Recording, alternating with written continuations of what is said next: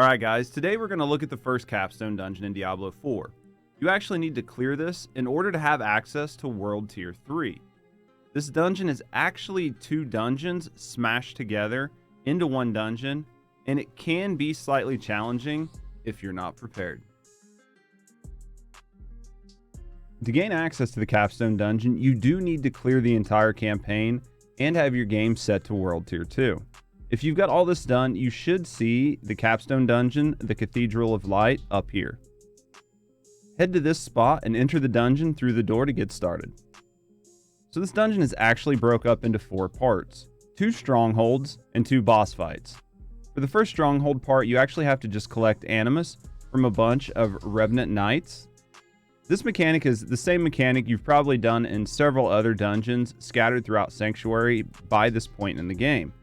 The key difference here is everything that you face will be level 50, no matter what your level is. But you do get unlimited revives, so don't stress on this too much. Just focus on taking your time and being careful not to get chain crowd controlled. After you kill each knight, make sure to grab all of the animus that drops from every kill. It honestly does suck to leave behind a single blue orb and have to backtrack through the entire dungeon just to pick it up. After you get all the animus and drop it off in the urn, traverse the last few halls and head to the High Council's court. So this boss fight is actually quite fun and a little bit interesting. During this fight, you actually have to juggle 4 separate mini-bosses. I would suggest prioritizing the Sacred Physician first in this encounter. This enemy can actually revive its fallen comrades, as well as heal them, prolonging your fight. Once the Physician's down, just take out the others in whatever order you would like. I do find it easier to focus on a single target, but that's just me. You take them out however you want, all that matters is they're all dead. You will notice that even though you kill one of the High Council members, they do respawn as a ghost. You don't have to re-kill these ghosts, but they still can engage in the fight. For the most part, just ignore them and try to kill all 4 members of the High Council. When you're done, you're ready to move on to the next stronghold. So now that you've taken out the High Council, it's a great time to go ahead and town portal back to Kyovashad, sell off any of the gear you don't need, empty out your inventory, maybe buy some new potions, do those types of things, and get ready for the second half of the dungeon. Now, I'm not going to lie, this is honestly one of my least favorite dungeon types in Diablo 4, and I really wish they would rework some of the mechanics to it. This is a kill everything dungeon. So the key thing to note here is there are a lot of mid-sized packs in this zone, but the good news is you can see everything on your minimap. Use this to your advantage and decide how to best approach and pull each pack. Again, don't forget, you will have as many revives as you need, and every time you revive, it does refill your potions. Just take your time, chip away at this zone until all the red dots are gone. After that, it's time to travel to the Curator's chambers. Now, I'm not going to lie, this will be the main sticking point for most gamers. The Curator is no joke. His main attack does very solid damage.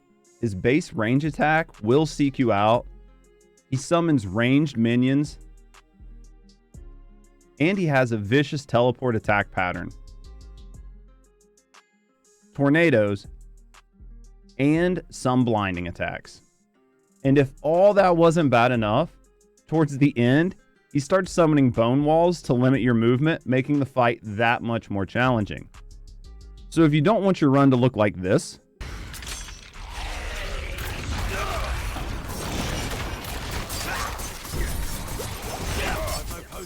you will want to try to do the following. I'm not going to get into all the individual builds because there are just too many to go off of. But one of the main things I will say is try to wear some piece of gear with the bubble augment on it. This will save your life and help keep the DPS up when you are on top of the boss pushing him. Spec yourself to do as much spike damage as you can with your class. When I did this, I ended up using a very solid poison imbue build for my rogue, but any build that can dish out serious spike damage is what you should use. I used poison, but honestly, I would say focus on using vulnerable damage because it's a multiplicative damage type. When this fight starts, you may want to stand back and try to fight at range. Doing this, you might want to take your time and try to control the ads. And I can assure you this is definitely the wrong approach. Dragging this fight out will almost guarantee you fail. There are just too many wildcard factors involved, and this isn't a Dark Souls game. Taking your time, trying to learn the attack patterns, trying to learn where to stand, and trying to memorize the boss to beat him is not the way things work in Diablo 4. My honest suggestion is you go with a full rush approach on the Curator. Hit him hard and fast. Stay on top of him and ignore everything else in the room. Continue to push the Curator and try to reposition in his back as often as possible. Keep repositioning and attacking and do not let up. After all my attempts to beat the boss, I found this to be the absolute best approach. And if everything goes well, this fight should be over in less than 2 minutes.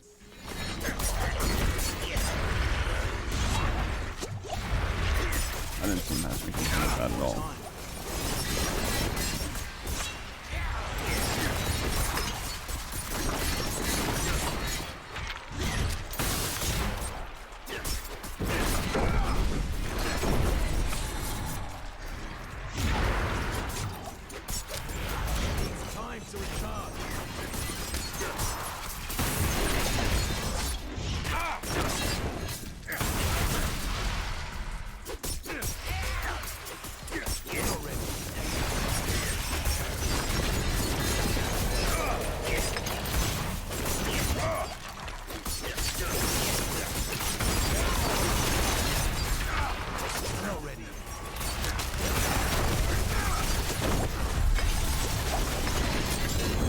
Holy shit.